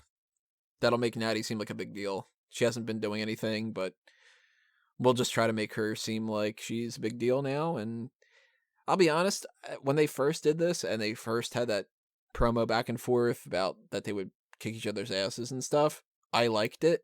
And everything that they've done since then has made me dislike this. I don't buy into the whole, like, Natty is so, like, determined and everything that she's locking in the sharpshooter and she's not letting it go. And man, it's just such a brutal rivalry and it's so deep and bitter. No, it isn't. Knock it off. You know, that cynical side of me is just not getting, that barrier is up with this. And I went from really being excited to see something different. Kind of the same with like the Ember Moon and Bayley thing. I was like, oh, that's different. That's kind of neat. And then that ended up just kind of being pushed aside. Now I'm like, all right, can Becky Lynch just slap on the fucking disarmer and can we just move on? I really don't care. Could be Tony, good. Are you saying you're too good for Tappa Tappa Tappa? I think that look, let's put this out there too. I fucking hate Tappa Tappa Tappa because that was not a good episode of The Simpsons, and that's stuck in my brain, and I hate that has stuck in my brain. That's like season 15 or something ridiculous like that, and I know more about that. Like that tap thing is in my brain so deep, and it pisses me off because I also hate what's her face, the one that they're making fun of. My God, I want to say Shirley Newman, but Shirley Temple. Shirley Temple. Who's Shirley Newman? Why did I want to say that? I don't like that Shirley Temple stuff because remember, I don't like old shit. I hate the whole Lucille Ball, I Love Lucy crap. I hate Betty Boop. I hate Shirley Temple, all that crap. And it's just like, that Tappa Tappa Tappa thing. So, that makes it even worse. Now, you know what? Now, get rid of this match too. Damn, I didn't think I'd get you on that much of a diatribe about Tappa Tappa Tappa. Yeah. I like it. I think they'd need to avoid one pitfall, which they better not go to because it's 2019. If I see a reference to Montreal, I swear to God, I'm done with the show. I do not want to see them try to do a thing where, is Becky going to beat her with the sharpshooter? I hate references to the Montreal Screwjob because I think they're so overplayed at this point. And that is a sad possibility in this match because they are in Canada. She is a heart. That can happen. But I'm going to go with Callum here and say this is a way to remind you that Ronda Rousey exists. I'm okay with the actual feud itself. After Natalya was first chosen, it makes sense to be in Canada, but I think they've tried to do a good job of giving her some emphasis after being in the wilderness for so long. Obviously, I don't like the fact that you just build people up from nowhere to be like meant to be legitimate contenders, because this is where Jinder Mahal comes from, and all people are on those sort of lines of, oh, you were just a guy or girl feuding with and losing matches to Lacey Evans a couple of months ago, and now you're a huge threat that everyone should be caring about. But that's how things operate nowadays. You just switch people in as and when you need to. Doesn't matter what they've been doing prior to that. It just matters about the here and now. And I have concerns about the submission match because the submission match is kind of a handcuff situation when you go into these matches, because now you can't use pinfalls to build up to suspense. You just have to put them in a variety of holds for a while, which can really flatten the crowd. When we were doing it for 2001 Wrestling Odyssey, we watched a match between Kurt Angle and Chris Benoit in an ultimate submission match, and it doesn't have the same urgency about it as just a regular standard match, because you can go to the well in many different ways in that regard. You could have a potential count out or a disqualification, or obviously multiple near falls and pin attempts. In this one, you're just waiting for one to be put on the sharpshooter or the disarmer and win. So, I think it'll be good because these two are both good workers, but I don't think this will be particularly special. The most interesting aspect of it to me is that Becky Lynch will be playing heel in this match. Well, they're trying to set up this idea of Natty being the heel, but you know that when she goes to Canada, she's going to be the babyface because she's from Canada, which I always thought that's really stupid. People are like, yeah, you're from my area. It's like, Are you that basic? I kind of agree with you though that the submission match thing hurts this, and I don't like this feud, but the match has potential. But I do think that they're limited now, that they're gonna make all that potential of the different pinfalls and stuff goes out the window. And now it's sort of like a last man standing match where you're like, all right, well, that wasn't a big enough spot. Let's just wait 9 seconds. And in this one, it'll be like, all right, let's just wait until Lynch is in the sharpshooter. And oh my God, is she going to tap out? Well, a minute later, she figures out a way to get out of it. And, it's kind of... It would just be a case of like seeing people using a variety of arm holds and leg holds that they've never ever done in a match before, but they have to do it because it's a submission match. Yeah. And you have to give the impression that, oh my God, somebody could tap out to this leg lace that we have on at the moment, or oh, this arm twist could really spell the end for Natalya or whatever. It's just like, we've never seen Becky Lynch ever do that move, and she's only doing it because it's a submission match. But, it'll just be... It'll be a fine match between two fine professional wrestlers that I don't think will get as significant. Will get more heat than probably some of the other matches, just due to the fact that Natalya's from Canada and Becky Lynch is one of the hottest stars at the moment. It will be interesting to see the dichotomy of the crowd reaction, because I don't think we've spoken enough about the fact that Toronto is, quite in WWE's lingo, crazy town. In regards of they cheer for whoever the fuck they want to, and they don't give a crap about what your storyline is about. So chant for CM Punk. Well, not so much that far, but like I remember they did. I think it was SummerSlam 2004 in Toronto. Yep. And that Randy Orton Benoit final match where they were cheering Randy Orton pretty much the entire time. They had this triple threat match between Edge and Batista and Chris Jericho, and Edge was getting booed out of the building even though he's from Toronto. Obviously, partly due to the fact that he was sleeping with Lita as well. Didn't really help too many matters, but it was just a case of this crowd does what it wants to do, and that can be very entertaining. It can also be a really big detriment to the people actually performing in matches. By the way, everybody take a drink for the it's just a case of. It boils down to the idea that I only have one way of describing that phrase. So... Well, listen, here's the thing. At the end of the day, Becky Lynch is probably going to win this match because she's the golden goose right now, and I think it'll be what it is. Yeah, Becky Lynch retains. Yep.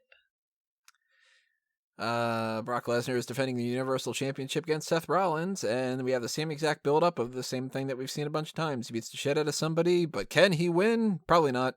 Brock Lesnar rule. Rollins loses. That's it.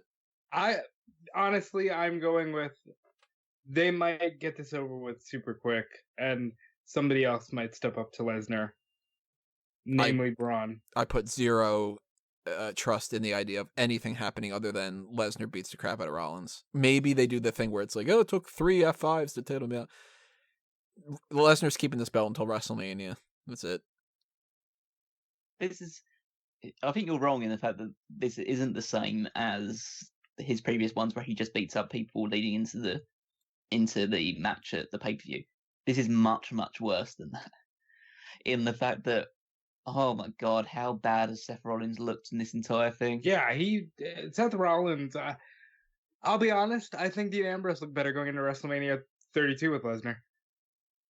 Oh, way better than that. I mean, Rollins has already had this feud with Lesnar. But now they've had to double down on it because they have already had this feud. And so Lesnar's been delivering twice as strong the beatings, and Seth Rollins is looking twice as weak going into this show. I mean, that segment on the previous one where Rollins just comes out clutching his ribs and wielding a steel chair and then just getting beaten up by Lesnar. They're trying to tell the story of like, oh, how gutsy Seth Rollins is that he came out even though he was injured to try and get a piece of Lesnar, to get revenge for the beating that he took in the previous week. But it doesn't, like, why should we cheer for this guy if he can't get anything done? And all he says is, oh, I'm going to do this. I'm going to prove why I am better than Lesnar. I'm going to prove that I have more heart and everything along those lines. Just, yeah, you're just a loser. this is a complete 180 on the Seth Rollins of a year and a half ago. He doesn't feel special. He doesn't feel like hot in terms of like the momentum that he has right now. He doesn't feel like somebody that's worth backing or getting behind. He feels like a guy who I want out of the main event title scene as soon as possible and feuding with Dolph Ziggler in the third match on the top of the card. Well, that's another thing too, is the idea that if he wins, why did you bother putting the belt back on Lesnar? Why did you do that? What a waste of the Money in the Bank and such, which it's not going to happen. So if Rollins loses, then you've had him get his ass beat because it's important to show that Brock Lesnar can beat the shit out of everybody because he is the most important thing in the world. And then where does Rollins go? He becomes the next person who fights for the United States title, I guess. I don't know. And then that's like, okay, well, why didn't you just do that for the fucking Universal title? Like, you know, it's... Oh my God, this is why Goldberg's coming back. He's taking that Universal title back off Lesnar. Hold on. Before we get there, Paul Heyman is running Raw. Two things I've heard regarding Paul Heyman running Raw is he wants Strowman to be a monster, and he sees Bill Goldberg as his Bruno Sammartino. So I think somebody's stepping up to Lesnar. And I think that they displayed on Raw that Rollins can't even stand to Lesnar for 5 seconds. So I see no reason this shouldn't just be F5 and done. And if not Braun Strowman, then Bill Goldberg, who just jackhammered and done Dolph Ziggler, can come out and step up to him. But I think somebody's stepping up to Lesnar at SummerSlam. I can't see them just having another match with Rollins and walking away. I have zero faith that there is anything other than Lesnar beats Rollins and Lesnar fucks off. That's probably what's going to happen. Well, I'm going to dream, because God, if I didn't, I'd be miserable. And I'm going to go with something cool happens afterwards, but I have to really agree. I think it's a damn shame that they've killed any momentum that Rollins had. It's dead in the water. Yeah, I think it's been a mixture of them killing Rollins' momentum and Rollins basically vilifying himself to many fans due to his recent interviews and press conferences and stuff along those lines. So he's hurting his credibility in the eyes of the casual audience, and he's making himself look like a bit of a whiny villain in front of the hardcore fans. It really has been a bad year for Seth Rollins, which started with the Royal Rumble win. Also, they killed the greatest thing of the summer, which was Boombox Brock Lesnar. And I could have seen that go on for quite some time before they ended it. And yeah, boo them for that too. So we all going with Lesnar retaining? Lesnar retains. 100%. Okay. Let's talk about the fun one, though. The show, right? It's probably going to. I hope not. But I really hope that they go with Kofi Kingston versus Randy Orton, because this one is something I'm actually into. I'm looking forward to. I'm happy about. I am a big fan of that they are revisiting this feud. I like the idea that these two could put on a better match. I know that to a certain extent, there is a chance that maybe there are some rest holds and some different things that get in the way, but I feel like this is going to be so much better than the Rollins and Lesnar thing, and I'm actually looking forward to it. And I'm hoping that Kofi retains, and that this is just another step in the way to build him as a legitimate champion. Listen, he's had a great run. Nobody can argue that of the 3 main baby faces that won at WrestleMania, Kofi was booked the best of all 3 of them. And I think he has really outshined what anyone could have possibly imagined that he would do in this role. And it's time for it to come to an end. I see no situation where Randy Orton doesn't RKO Kingston, take that title for a 15th time, and Randy can fight Kevin, he can fight Roman. They're heavier on baby faces than they are on villains, and I think because of that, Randy needs this title. Completely disagree, because I will admit that I have never been the biggest Randy Orton fan. I've loved every single aspect of the feud. I love the fact that they are bringing back the history of it, and they don't treat the fans that they're stupid by bringing up the aspects that we all know happened in that feud and using it to, in a kayfabe sense, to progress this forward. And I love the fact that they're revisiting it. I think this is the match that should define Kofi's title reign, because even though it really started with him winning it, obviously, and that seems to be the thing that everyone comes back to, because his feuds since then haven't been anything particularly special, and the matches haven't been like hugely, no, they've been impressive, but they haven't been anything special. This is the one where you can really deliver something special, even with Randy Orton and his wide variety of rest holds. But I think to have a great professional wrestling match, Orton can get that out of Kingston, and Kingston can get that out of Orton, and I think they'll put something really solid on together. The big thing where I disagree is that even though there are quite a lot of baby faces now that Orton could feud with, I don't see what you gain by at this point. It's just, yes, he becomes champion again, and he's a safe pair of hands. But what if Kingston was to lose at this point, even though you had a great reign? I just feel like it was missing something, and that just feels like feels along the lines of, okay, so you gave Kingston the feel-good reign, and then it ends. Rather than you gave Kingston a reign, and you made him a star. He doesn't. He needs that big pivotal win, and Orton is the perfect guy to give him that win. Especially if it were the main event, then that would be so much better. Yeah. But who beats him then? Kingston. Yeah. Well, there's this strange thing that you can do where you build up a heel who hasn't been the champion before, and then... Now, wait, hold on. Now, you know just as well as I do that this company has built up nobody. Kofi stumbled into this. What, so you have Orton win, and so he just feuds with Roman Reigns, who's been champion before, or Randy Orton feuds with Kevin Owens, who hasn't been, like, WWE champion before, but is still embroiled with this Shane McMahon situation. It's just a case of, like, if Orton wins, he feuds with one of those guys wins it, then okay, that's fine.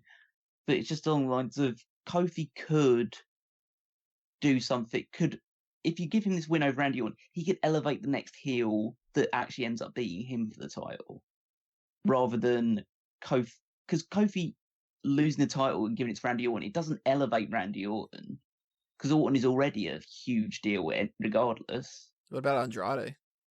Exactly, you have people like Andrade.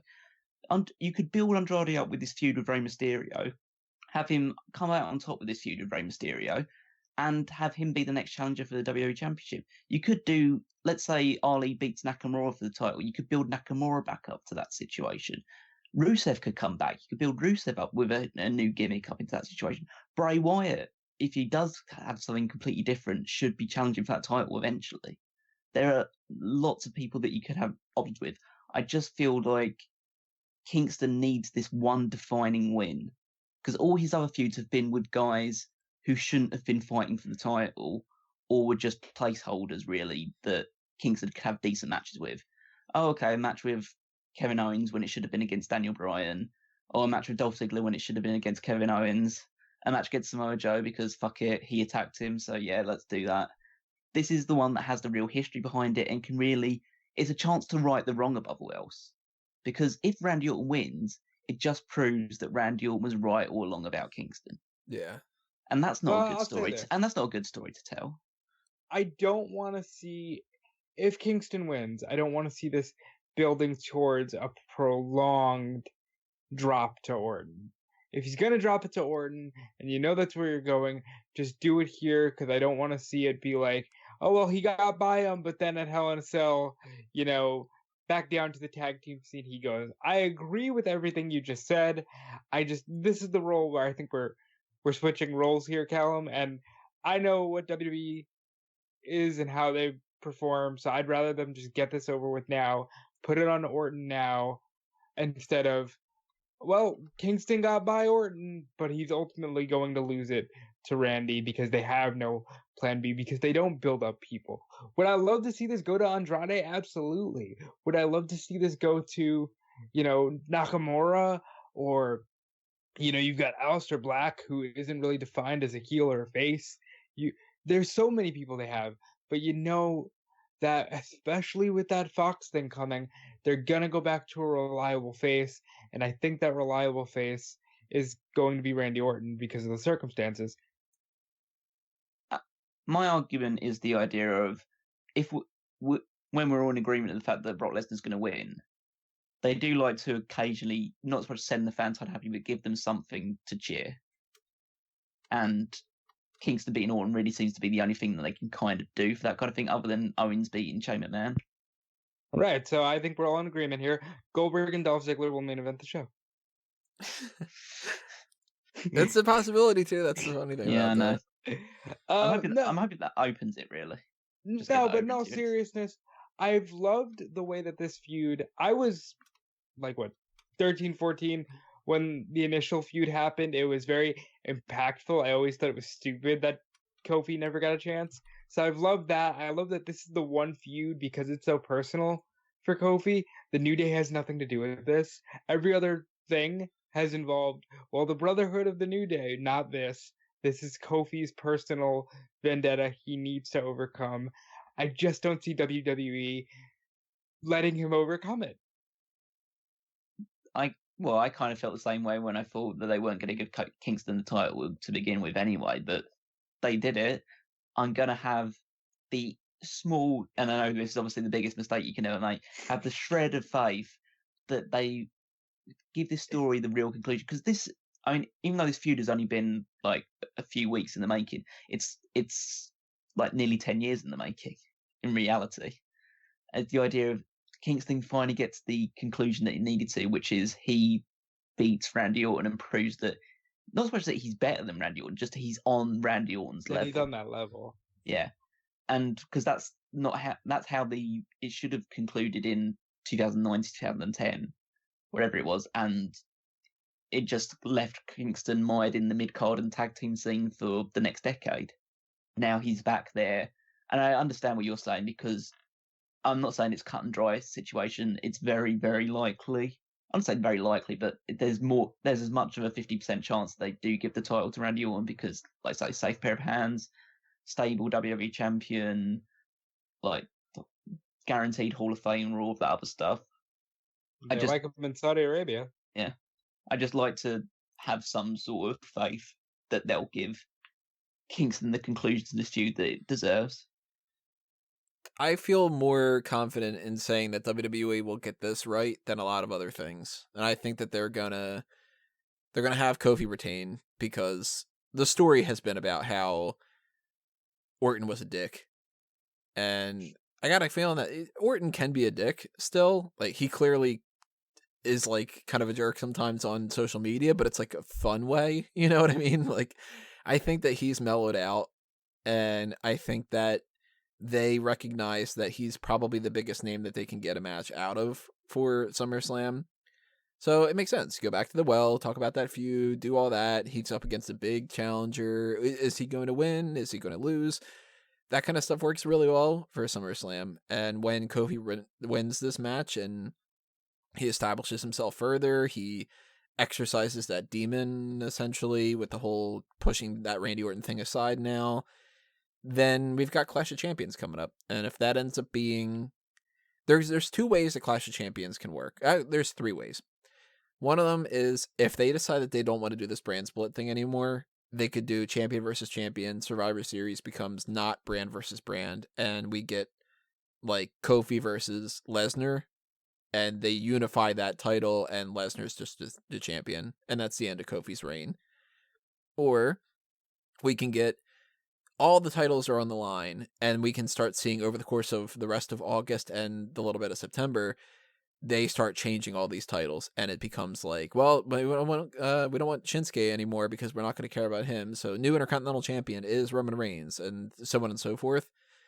Or they could do the kind of crap where it's really stupid, where they say Clash of Champions, where all the titles are on the line, kind of, but we really probably won't do too much, so we're going to add these non-title matches onto the card, and maybe we're going to bump this one and do that kind of, it's just a regular card type of thing. And if Kofi is fighting Brock Lesnar, Kofi loses. I think that they keep him the champion until he can lose to Lesnar, and then that's the end of it. If Kofi is going to go up against somebody else and it's not a brand versus brand type of thing, then they can just set up anybody. It could be an Andrade, it could be whoever, Daniel Bryan, anybody really can just get that title shot, and it could just be, all right, Kofi's fighting this person. I'm really pulling for the forklift. Or it could be a fatal 4-way to get more people into the mix and have Randy Orton continue this feud with Randy Orton against Randy Orton. Randy Orton continues this feud against Kofi Kingston and two other people. Imagine the rest holds in that one. They both be applying rest holds at the same time. You wouldn't know who was resting and who was actually Holding. Yeah, always holding. Resting and holding. Yeah. But that's a way that they can maybe do that. Maybe this is going to be one of those cards where it's like, this is a triple threat, this is a fatal 4-way, and this is whatever, and it'll be like Kofi versus Randy versus so-and-so versus so-and-so, and maybe they kind of fuck around with that a little bit, But I think that there's more pointing towards the direction of Kofi retaining than Orton winning it. So I'm going to go with Kofi retaining. Kofi retains. Orton wins. Kids cry. Well, if you are one of those kids that's crying about the way that we talked about all this stuff, tell us why in the comments below, and go to bed. It's late. And anything else you want to talk about in the comments, go ahead and do that, because that's card as far as, well, now it's 6:30 on Wednesday. And we will obviously talk about what happens on the card on the post show. But before that, we have the TakeOver post show, which will be happening. If you didn't check our predictions for TakeOver, go back and listen to those. And just stay tuned to all the other kind of stuff that's happening on smarkoutmoment.com and on the website and all that stuff. Follow all the Facebook and Twitter accounts and do all the kind of stuff we talked about earlier with the plugs, Patreon, the merchandise stuff, Fanboys Anonymous, eWrestling News, Bleacher Report, etc., etc. These guys have other plugs that they want to toss out there. I've already talked enough. So, Rob? You can follow me on Twitter and Instagram at DudeFelice. You can check out the WrestleZone Daily, the eWrestling News. Check out Fightful. I'll be working there pretty soon. And yeah, just check out all the wonderful things going on at Smark Out Moment, including 2001 Wrestling Odyssey. To tell you more about that, here is Callum Wiggins. Yes, 2001 Wrestling Odyssey, where me and Rob go back in time to the year 2001, where wrestling changed forever. We go month by month breakdown of all the news and the events that took place during that year. So if you're interested in retro podcasts, do check that out on the Smark Out Moment channel and all the platforms available. You can also check out the weekly articles, including the power rankings on smarkoutmoment.com, and follow me on Twitter at Wigmeister14. Alrighty, everybody, that's going to do us in for the SummerSlam predictions, and the recap is coming up, so stay tuned for that, and we will see you then. This has been another Smark Out Moment, and we're being counted out.